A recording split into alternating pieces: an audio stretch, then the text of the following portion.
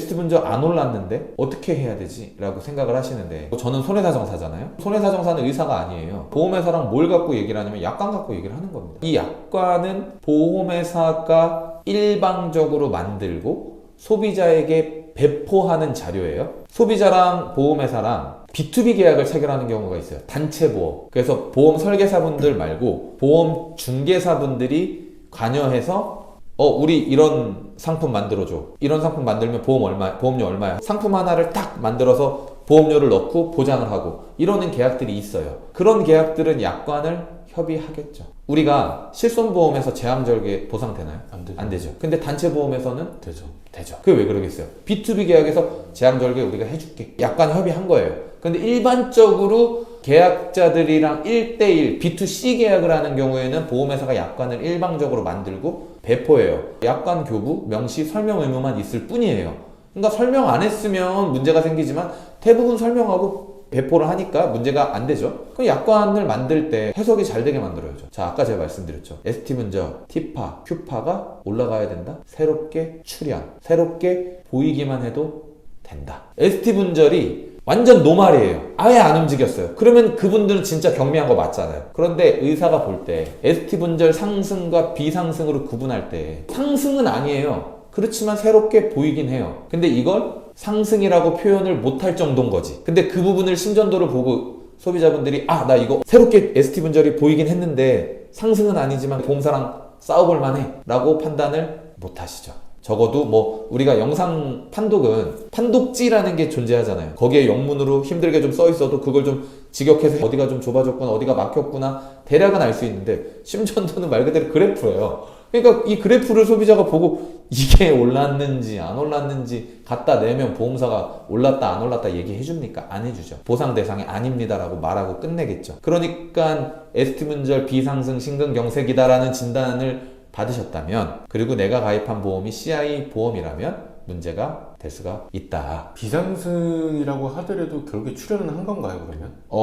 아예 안 했을 수도 있고 이 경계선에 계신 분이 있을 수도 있잖아요. 그러면 이건 또 문제가 될 수가 있어요. T파, Q파. 그럼 보험 약관은 ST분절, T파, Q파가 새롭게 출연. 그러면 어떻게 해석이 되세요? 엔드 조건일까요? 엔드 아닌가요? 그렇게 생각을 하죠. 그럼 ST분절도 상승해야 되고 T파도 새롭게 나와야 되고 Q파도 새롭게 나와야 된다라고 보지만 저는 그렇게 생각 안 하는 거예요. 출연했잖아. ST 안 오는데 T 하나 올라갔잖아. 그럼 T파 새롭게 나온 거잖아. 라고 해서 5월 조건으로 저는 보는 거예요. 왜? 약관 안 만들었으니까 제대로. 새롭게 출연이라고 했으니까 모두 출연, 모두 올라야 돼. 이거 안 써놨으니까 그러니까 이건 당연히 소비자에게 유리하게 해석해야 된다. 이건 면책약관 축소 해석의 원칙이라는 게 있고 그 보험약관이 다의적으로 해석될 때는 고객에게 유리하게 해석해야 되는 것들이 있잖아요. 지금 PD님께서도 보셨을 때는 엔드 조건 아닌가요? 다 나와야 되는 거 아니에요? 저는 그냥 셋 중에 하나 아닌가요? 다의적으로 해석되고 있잖아요. 그러면 누구한테 유리하게? 소비자에게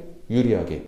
면책약관이니까 약관은 축소해서 해석하게 라는 건데 이런 케이스들은 대부분 당하고 오죠. 못 받고 오시죠. 대부분 보상금을 못 받아. 근데 자기가 아무리 생각해도 이해가 안 돼. 왜? CI 보험과 일반 보험의 차이를 모르고 계시니까 어디 보험사는 줬는데 어디 보험사는 안 줘요. 이렇게 먼저 문의가 와요. 그러면 약관을 보면 이분 CI구나. 그럼 이제 꼬집고 들어가서 이제 돌파할 수 있는 군형이 있는지를 먼저 저희들이 보겠죠. 그럼 보험회사가 의학적으로 접근을 할까요? 아니면 보험 이론적 접근을 할까요? 이론적 접근. 그렇죠. 왜? 급성 심근경색 중에 우리 이 CI 보험은 치명적이고 중대한 사람만 돈을 주는 거다. 사망에 근접한 사람만 돈을 주는 거지 그냥 일반 진단만 받으신 분들은 돈을 받을 수가 없다라고 얘기를 하고 설득을 하는 거죠. 자, 우리가 일반 보험이랑 자꾸 이렇게 설명을 좀 드리는데 일반 급성 심근경색증 진단비는 한국 표준질병 사인 분류가 약관에 있을까요? 없을까요?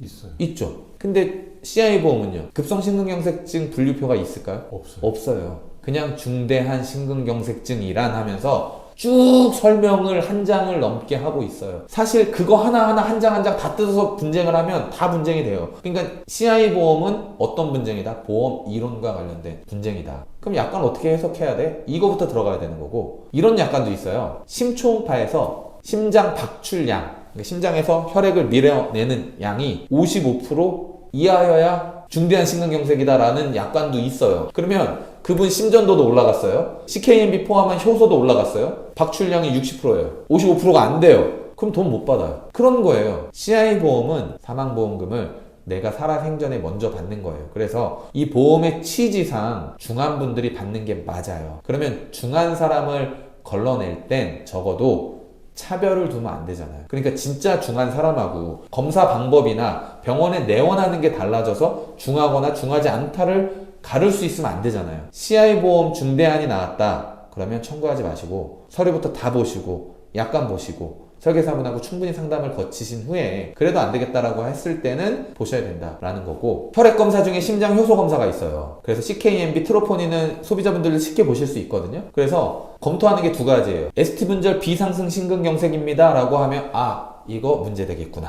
라고 생각해서 보시면 되고, ST분절 상승이어도 내가 보험회사에서 심근효소 검사 결과지 떼오래요. 떼봤더니 CKMB가 안 올랐어. 그러면 문제가 되겠네? 해서 간단하게 내 건이 분쟁이 되는지 안 되는지를 보시면 된다. 이거 좀 너무 보험회사가 너무한가 싶은데 네. 일찍 가면 심전도 가지고 뭐라 하고 그렇죠. 늦게 가면 효소 가지고 효소 가지고 뭐라 하고. 뭐가 나오고 딱 이런 적당한 거. 시기에 가야만 주겠다는 것 같은 느낌이 드네. 심장은 사람이 죽고 사는 게 한순간인데 그걸 병원에 내원하는 타이밍의 정도로 구분을 하게 되는 거예요. 그러니까 이거는 좀 문제가 있다. 그래서 어떤 설계사님들은 CI보험 판매 안 해요. 최근에 만났던 사람은 요거 1,000만원짜리 중대한 심근경색 4,000이었거든요. 그 5천만 원이었는데 다 안 줬어요. 왜냐면 1,000 주면 이 사람이 4,000 달라고 할 게 뻔하니까. 어떤 사람은 합의서 같은 것들을 받죠. 당신 1,000이라도 받을 거면 이거 4,000 안 받는 거 동의해. 뭐 이제 이런 식으로도